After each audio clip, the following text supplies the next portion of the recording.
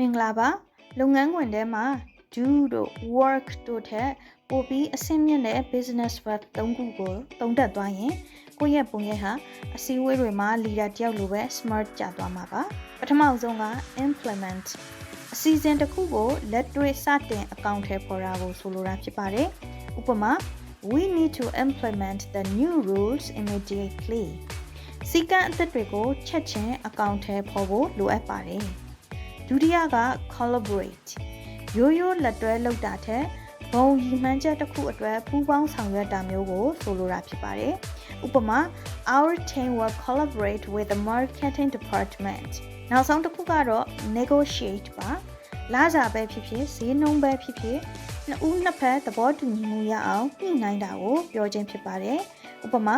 he is trying to negotiate a better salary ဒီနေ့ရဲ့ဘ ഹുတုတအနေနဲ့ဒီစကားလုံးတွေဟာ Latin ဘာသာစကားကနေဆင့်သက်လာတာဖြစ်ပါတယ်အင်္ဂလိပ်စာမှာနေ့စဉ်သုံးထက်ဆိုင်ရင်အခုလို Latin နွယ်ဖွားစကားလုံးလေးတွေသုံးလေကိုယ့်ရဲ့ English level ကပိုမြင့်လေပါပဲဒီနေ့ sharing လုပ်ပေးခဲ့တဲ့၃ခုတည်းက collaborate ကိုသုံးပြီးတော့ဝါကြတစ်ကြောင်းလောက် comment မှာရေးခဲ့ပေးပါဦးနော် Stay sharp see you bye bye Subscribe to my channel for more English lessons.